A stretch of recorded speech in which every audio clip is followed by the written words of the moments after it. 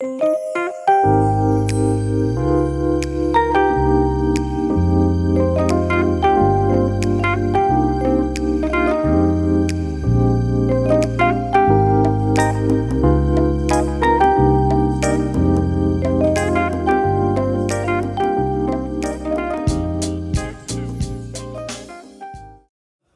evening. Oh, good afternoon, good morning, whatever you're watching this. My name is Darius Weathers, Charles Weathers' sons, and today I just want to ask him a couple questions about the business and some of the insides of how this works. Ooh, looks like it's gonna rain. Thunder. Yeah.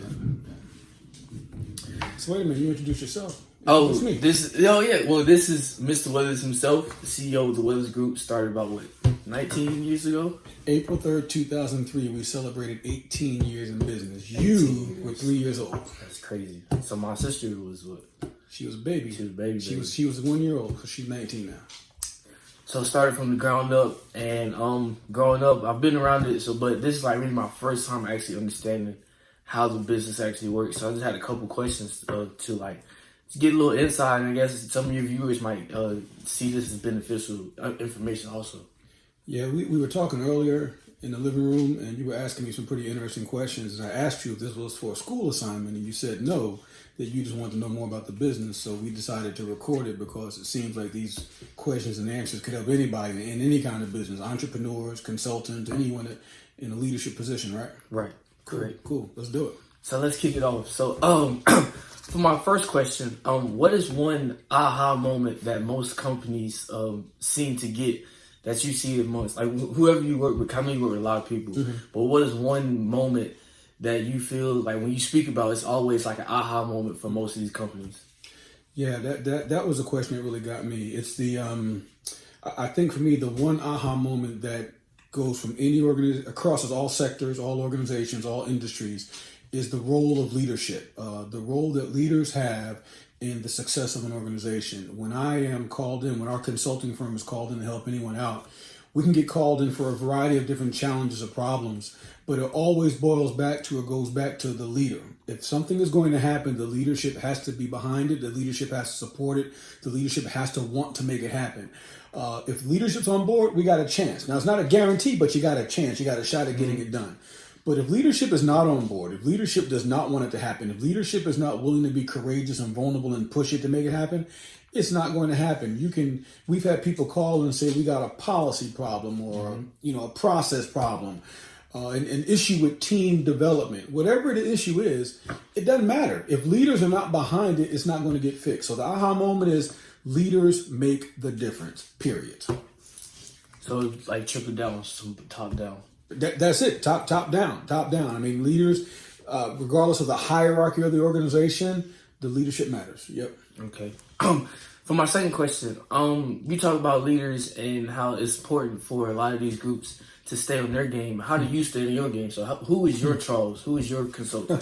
Who do you bring in to help you with you? Yeah, that's a great question. Again, I love when you asked me that question. It made me think about a few people. I have some colleagues, fellow consultants, who we support each other. We talk with each other. We are able to get on the phone. During COVID, we did what we call Zoom happy hours, and we just encouraged each other, supported each other, poured into each other as well. I have a coach. I have a spiritual director. I've got people who, on a personal and professional level, who I can be vulnerable with, and I can, be vulnerable with, can talk to, maybe say some things I can't say on video or I don't want to say on video. We all need someone that we can kind of take our cape off. You've heard me say before, we kind of think we're super people, right? Superman, right. Superwoman. And by the way, we're not. We all, right. We're not. But we need some place we can say, you know what? I'm not good, or I just don't know what's going on, right. or can I just be vulnerable for a second? And the more we learn to practice that in private, the more we're able to then demonstrate that in public. I'm now at a space where I can say, hey, hello, my name is Charles and I make mistakes. My name is Charles and I'm going to screw up. My name is Charles and I do not know all the answers. Now, when I first started the company, I had a hard time doing that because I thought consultant meant I had to have all the answers, but that's not true. We'll talk about that because I think that's a question you're going to ask me, right? Right. So I think it's my next question. So earlier, I remember you said one quote. It was like, I'm going to tell you how to get there. I mean, I can't tell you how to get there, but I can ask you how to get there. Yeah. Can you elaborate more on that? Yeah. I like that concept. Yeah, because we were talking about. I think you were talking about how do I deal with people that might be a little hard headed. Yeah, a little in denial. It's like they believe like, oh, I don't need help. Yeah. Do you go in and make them do stuff? Right. Right. Okay, so the answer is no, you don't. You can't make anybody do anything. And also what I found as well in the consulting field, we often think that our role is to have all the answers. Let me go in here and tell people something. Mistake. No. Even if you know the answer, even if you see the answer, you have to ask people questions to help them arrive at their own answer. Okay. See, if you walk in the door, if I walk in the door and I tell somebody, do this, and do that, and it's good, it's not their solution, it's my solution. Right. And if it's my solution, when I leave, it goes with me. So I've got to have the skill set to sit back and a couple things. Number one, ask powerful questions. But also, number two, part of consulting is patience. Being patient to let people go through the process at their own pace. Let me say that again, because that's real right there. Right. Being patient to let people move through the process at their own pace. Okay. Sometimes as a consultant or a trainer or facilitator, we rush things. Don't rush nothing. Pull up. Let them get there at their own pace. You might know the answer, like I said, but you've got to ask the questions to let people arrive at the answer themselves. It's their answer. Right. It sticks with them, and they're more likely to sustain it once you walk out the door. Period. You know what's crazy? That's nuts because that book that I've been reading, talking about Switch. Yeah, Switch. The change book. The Heath brothers, right? Right. Yeah, right. One topic was about arriving at your own answer, and he talked about like finding the bright spots or elaborate bright spots. So basically, it was like malnutrition in one of like the third world countries. And so instead of coming in there and telling them like how we cook it, they figured out a way that they can make their kids healthy using their methods. So instead of being like, y'all need to make chicken and broccoli and stuff, it was like they found in other parts of the village these families were living healthy, so they figured out how those families were living healthy, and spread it across their country. But it's like it really came from them. It wasn't like a saving grace, like I came in, well I'm Superman. It was like y'all came to your own conclusion. Man, I just connected that just now when you was talking about you got to your own solution, they got to their own solution using their methods from their village and their country. People used to use a term, they would call it the savior complex. Right. Let me come save you. Right. Let me come save you. And by the way, that doesn't just happen in other countries. That happens right here in South Carolina. That happens in counties and in community work. Government agencies do that. Nonprofits do that. You know, we sit up in rooms and big boardrooms with whiteboards and experts and flip charts and markers and say, here's what we're going to do to fix so-and-so. Right. And we don't invite so-and-so at the table. As a matter of fact, forget inviting folks to the table. It ain't even a table. Just connect with people, right? Just spend time with people. Let people be a part of solving their own problems. Correct. Period. And so, again, watch this. We got to get our egos out of the way. And I ain't got to know all the answers. Let's just ask questions and help people get their own answers. Period. I like that.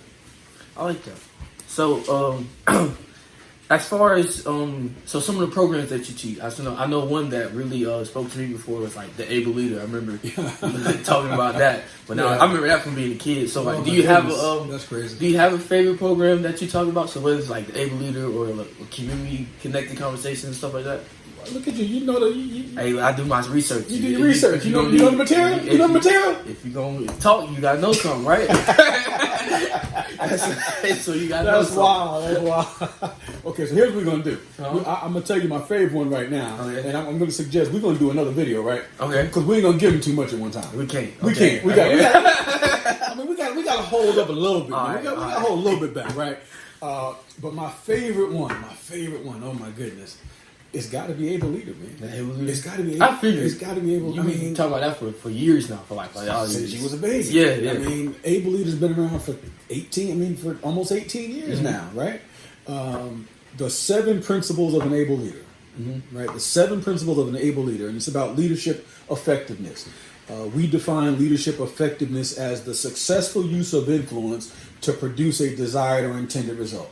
So think about it, regardless of your job title. Okay. Whether you're a student who's going to be a senior in college this year, or whether you're a track coach or a history professor or a sports and marketing director for the Carolina Panthers or whoever, you get up every day doing what? I want to be an effective leader. What does that mean? I want to use my influence to produce a desired or intended result. Right. Okay, so the able leader identified 7 traits or characteristics of leaders that help them harness their influence, direct their influence, and use their influence to produce those results.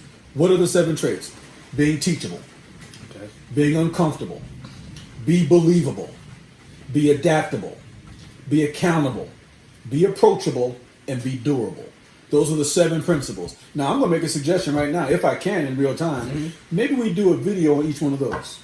That's a 7-part series. What do you think about that? 7 parts of the able leader. 7 part. The next one we dedicate to teachable. Right. Talk about that a little bit. But I mean, what do you think? I like it. You like it? I like it. Give the people that'll help the buy-in for the people.